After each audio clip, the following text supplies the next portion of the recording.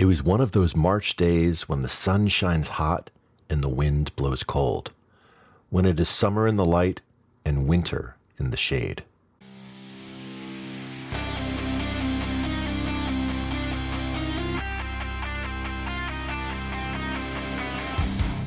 Welcome to the Throttle and Roast podcast. I'm your host, Neil Smearshart. In today's episode, we'll be looking at dusting off the cobwebs and rust from your motorcycle and yourself as we spring into 2026's riding season here in the Northern Hemisphere. We'll look at getting your bike ready to ride and ensuring that you are both mentally and physically ready to ride. And I'll share some tips on what to do in your first few rides to ease you into the riding season. Now, if you've had your bike in storage over the winter months, it's time to check it over and ensure that everything is ready to go. So first thing, you probably had a cover on your bike. So let's remove that cover and we're going to check the bike over. First thing we're going to do is we're going to look in the exhaust. Sometimes rodents like to climb in there, create a little bit of a nest. We want to make sure that there's just nothing in there because when you fire up the bike and start it, if there's any sort of fibrous material that they've put in, that could cause a fire. So first thing is just take a look into the exhaust. Now look underneath the bike. Take a look and make sure that there's no leaks. You're not seeing any oil leaking. You're not seeing any fluids leak. Nothing that's coming down and showing that there's something to be worried about for the bike. Now look over the fasteners. Is there anything that's missing or loose? Next, take a look at your tires and any of the hoses that you have on your bike. See if there's any dry rot. When the bike's been sitting for a while, sometimes these materials can start to crack and no longer are going to be fit for purpose. We need to look at them and make sure that they're going to be worthy to use for this upcoming riding season. Next, let's take a look at some of our fluid levels. We want to make sure that our brake fluid, our coolant, and our oil levels are all in the appropriate range specified in our owner's manual for our particular motorcycle. And if you followed our tips for prepping your bike for the winter, you've probably already done this and your bike is already ready to go. But if not, we're going to want to do any delayed maintenance that we did not do at the tail end of the riding season last year. So you're going to change any fluids that are needed, be these brake, coolant, oil, transmission, gear oil, etc. Next thing you're going to do is you're going to clean and lube the chain on your bike if it's a chain-driven bike. This is just good because the bike's been sitting still for a while. Some of the lubrication that you might have put onto the chain as you ended the riding season may have dried off. It may have gotten corroded with any sort of material that were just sitting around and wherever you're storing your bike. So just clean and lube the chain, get it ready to go. Now, if you didn't already have your bike's battery on a tender of some sort, you want to make sure that you charge that battery. So put it onto the tender. The battery is the thing that's going to allow you to start your bike. So let's make sure that it's as set and ready to go. And while we already checked the tires for dry rot, now what we want to do is we want to check the tire tread. We want to make sure that it is within legal spec to make sure that we're going to be able to use it. In addition to the tire tread, just look over the tire. Is there any cupping of any kind? Is there any weird wear patterns that might indicate that you do need to replace the tire? So now we've handled any delayed maintenance. Let's just confirm that the bike is ready to go.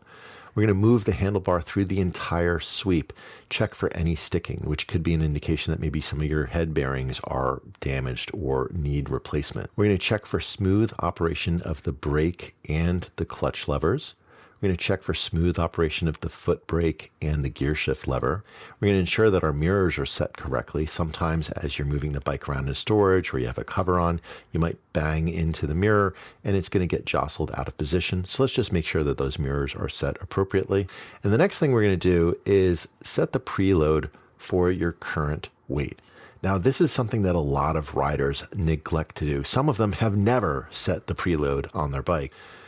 And this will have a very negative impact onto how the bike performs and handles. The other thing to remember is sometimes we do change our weight over the course of the winter months. And so the weight that you had for your bike, if you had properly set the preload before, may not be correct anymore. Now, most bikes will have either a suggested number of clicks or turns based on your riding weight, or they'll ask you to use a sag measurement for setting the preload.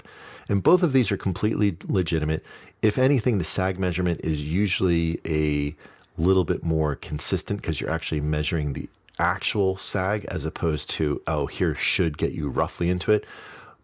But if you don't have a sag measurement tool and you do have the turns or clicks recommended in the manual, it's certainly perfectly fine. Now, if you do have that in your manual, get into your full riding gear and then check your riding weight. So get onto a scale, see how much you weigh fully geared up. So you're wearing your boots, you're wearing your riding pants, you're riding your jacket, you've got your gloves, you've got your helmet, everything that you would do when you're riding on the bike. Let's see what your weight is. It is not the weight when you're just sitting and measuring yourself to see how much do I weigh. You're measuring how much you weigh with your riding gear in place. And the delta can be quite significant. It's not unusual for it to be 20 or 30 pounds more weight as you get everything on there. So you want to make sure you're measuring yourself in your full riding weight. Now, once you've determined that, then you adjust the preload to match whatever your riding weight is. And every bike's going to be a little different, so look at your manual to see what is the appropriate way. Some will say to sort of release all of the preload to get you back to a starting point, and then you're going to turn in from there. So that might be the way to do it. Use whatever is appropriate on your particular owner's manual. Now, if you don't have a recommendation of number of turns or clicks for setting your preload, you're going to have to do what's called a sag measurement. Now, in this case, the bike will oftentimes give you a percentage recommendation for how much sag you should have on your motorcycle.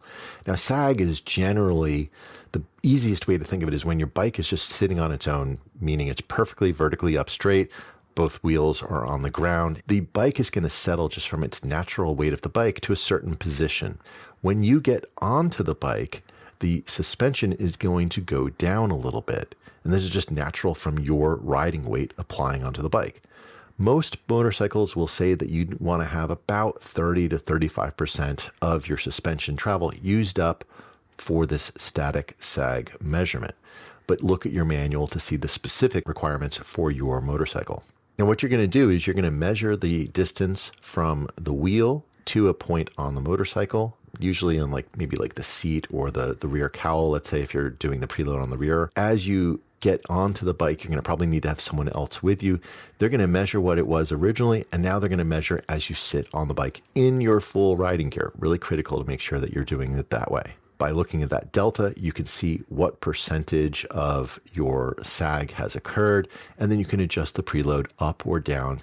Now, this is kind of a pain to do it in this way. It's a little bit less precise. Maybe you're using a ruler. You have to have someone else who's standing up next to you. I personally actually prefer to do this with one of the digital tools that are available. I use one called the Slacker sag measurement tool. And what's really cool about this, it has a little magnet onto it.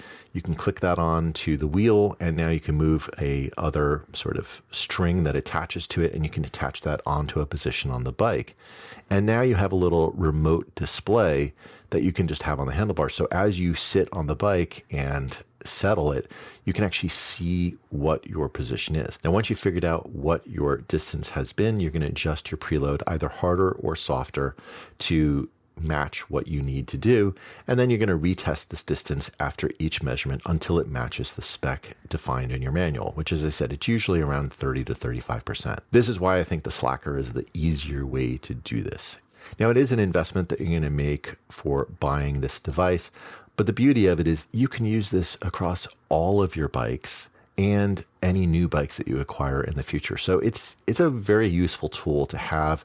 And setting your preload, most bikes will allow you to set the preload. They may not have other adjustments on the suspension, but most will allow you to set the preload, at least on the rear of the bike. And if you don't have it set properly, you're going to have a different amount of sag that's going to exist as you're riding the bike, make the bike feel a little bit too wallowing as you're going through turns. It could feel that it's too hard. So setting this appropriately is really important. And as I mentioned, since your weight may have changed, maybe you have new gear, which has a different weight than what your old gear did, making sure that you do this each spring it's a good habit to get into of any time that you notice any sort of major change. So if you even in the riding season get new gear, I'd actually say still go and reset that sag again, just to make sure that it isn't dramatically off. So we have our preload set on the motorcycle. Now the next thing we want to do is check your tire pressure. Don't assume that just because you set it when you put the bike into storage that it's the same. Tires often can change the pressure from small leaks, oftentimes by the valve stem, which aren't enough to really cause any harm. But if you've been sitting with the bike sitting there for 2 to 3 months, you could get a little bit of leakage. The other thing is that there's going to be temperature changes. So whatever temperature the garage or wherever you're storing the bike was when you first set the pressure as you put it away, and the temperature now may not be the same, and therefore the pressure will look different. So just check the tire pressure. It's a good way to make sure the bike is ready to go. Now we're going to check all of the lights. Confirm that your low and high beam work correctly. Check that the brake light activates from both the foot brake and from the brake lever. Check your turn indicators left and right from both the front and the rear. And if your bike is equipped with a license plate light, just confirm that that is working as expected. Now, in many jurisdictions, the lights is pretty much the extent of any sort of state-based inspection that you may need to do. Certainly here in New York State, they essentially just make sure that the lights are working and the horn. So I would also check your horn. This way you've kind of done the inspection yourself, and you know that when you get your bike inspected, that it's going to pass. Now, here in New York State, we have to get our bikes inspected every year, usually by April. So as you're checking your bike, getting it ready to go for the spring, it never hurts to kind of just make sure everything is working. We're going to turn the ignition on, and we're going to confirm that the sweep or any of the indicator lights that come onto the dash are working as expected. Want to make sure that nothing is giving any warning lights, anything going weird. Now we're going to start the engine. We're going to confirm that there is no issue with starting the engine. Did it stall? Was it hard to start? These could be indications of a problem with the motorcycle, or at least with the battery or the starter, or it could just be that the bike was cold. So just see what you can do of getting that engine at least started and making sure that there's nothing that's obvious problematic.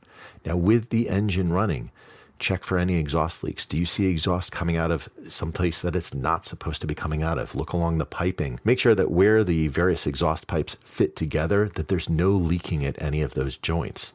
Now with the engine running, also look for any fluid leaks. Sometimes while you may not have had weeping of oil while the bike was sitting still over its slumber over the winter, when it's running, you might start to see that. So let's take a look and make sure that everything looks right. And if you usually let the bike run for about 5 minutes, that's enough time to be able to see anything that's obvious, at least as something that would keep us from wanting to bring the bike out and go for a ride. So our bike is now ready to go. We feel that the bike is ready to go. But what about us? Well, if you haven't ridden in several months, it's important to recognize that you are out of practice. And this is a little bit of an issue in just your mind and thinking about riding. We've spent a couple months not doing it, not even thinking about it perhaps. A good way to sort of get yourself prepped, at least mentally for it, is start to visualize how you would operate the bike's controls. Imagine, what would I do as I'm leaving from when I've started the bike? I'm going to ease out that clutch. I'm going to give a little bit of throttle. Visualize that in your mind's eye. How would you be scanning for traffic as you're coming up to maybe a junction? What are you doing to kind of prepare yourself for getting out on the bike and interacting with the road's environment? And then probably a very good thing that I like to do when you start to think about your first ride of the season is set a goal for yourself of what you would like to accomplish in that first ride. Is it literally just to kind of go out and pick up some new gas for the bike? Is it to go for a longer ride? Maybe you're going to go and get breakfast somewhere. Think about what you'd like to do of your goal for that first ride. And this just starts to mentally prepare yourself for doing that. Now, if you've only been driving a car for several months, your body position and muscles, which are used in a car, are very different when you get on the bike. So don't be surprised if you find that you're stiff or have some aches during your first few rides. Muscle memory will help as you go through manipulating the controls, but sometimes just sitting on the bike and doing the motions with the engine off can remind your body of what to do. So before your first rides, just make sure you take time to stretch. Exercise the muscles you typically would use when riding.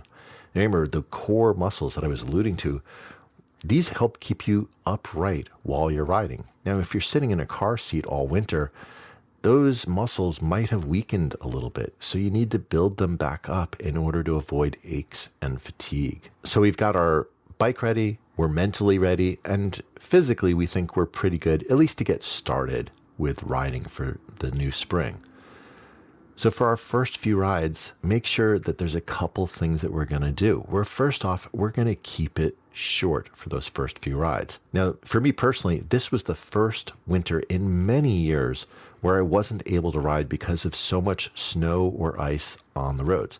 I don't mind if there's snow on the sides of the roads, so long as the road itself is clear, and I don't mind if it's cold because I have heated gear. But this winter, it was like snowing every couple of days, so there really was nothing to clear the roads over that whole time. So as a result, I had nearly 2 months where I didn't ride at all. Now, my first ride was a 35-mile round trip. I went out, I grabbed some coffee, I had a little bit of breakfast, and I got back. And it was enough time for me to get a feel for getting back out on the bike, but not so long that you start to get fatigued. Now, my next couple of rides were about 50 to 60 miles. Again, I'm slowly easing into just getting the rides a little bit longer to break off that rust that we have of not having ridden for a couple of months. The next thing I'd say is mind the temperature. Now, we can all be anxious to get back out on the bike, but if all the snow or ice in your area hasn't fully melted or it's recently rained, check the temperatures. My second ride after my break, all the snow had melted, but as it departed from my house, it was about 35 degrees Fahrenheit or 2 degrees Celsius. Now, for the most part, the roads were dry, but as I turned onto one of my favorite twisty roads, there was some black ice in the turning lane, and the bike got a little squirrely as I made that turn. Just the rear end started sliding out on me. Now, I do a lot of off-road riding, so I'm used to handling that, and it didn't cause any real issues. But if I had not been prepared for that, if I had not had that practice with riding off-road, it could have been where I dumped the bike. So we call this black ice because the reality is you can't see it. It's sort of invisible. And it's usually a thin layer of water across the road surfaces that sits in the shade, and thus it's a little bit colder than the surrounding areas, and thus it freezes. Now, generally speaking, once it gets more than about 5 degrees Fahrenheit or 3 degrees Celsius above freezing, the chances of black ice drop dramatically. But I was less than that 5 degrees Fahrenheit. I was only at 35 degrees. So just be mindful of the temperatures. So if you're just getting going for your first ride of the spring, maybe wait for it to get into the 40s or even the 50s, and you'll have no issues whatsoever with black ice. The other thing I'd say is if you are doing your first few rides, and if you have more than one motorcycle, rotate through the bikes. Ride one bike, and then the next time you go out, ride one of the other bikes. You want to reacquaint yourself with how each one of these bikes feels when you ride. They're going to have different ergonomics. They're going to have different throttle position, different power levels, different engagement of the clutch, different feeling of how you switch gears. So you want to get yourself reacquainted to all of those variations amongst each of the bikes that you may own. And take that same approach of keeping the first few rides short as you get familiar with the bike again. So let's wrap up. We went through getting ready for spring riding. We started with making sure that your bike was ready to ride after its long winter slumber. Next, we made sure that your mind was ready. It's a quite literal different mindset when riding a motorcycle versus driving a car, and you need to be in that mindset to ride effectively. Next, we looked at getting your body ready. Remember, riding uses different muscles than driving, and they may be out of practice from the winter disuse. And finally, we looked at some tips for your first few rides to get your riding season off to a good start. So my question for you this week is, what are you most looking forward to this spring? Share your thoughts to the text show link in the show notes, or leave a voicemail at throttleandroast.com/voicemail. Thanks for listening. I'll talk to you next week. Hey, if you enjoyed this episode, please tell a friend about the show. You can often share an episode directly from your podcast app, or you can direct them to throttleandroast.com. Word of mouth is the best way for us to grow and find new listeners, so I really appreciate your help.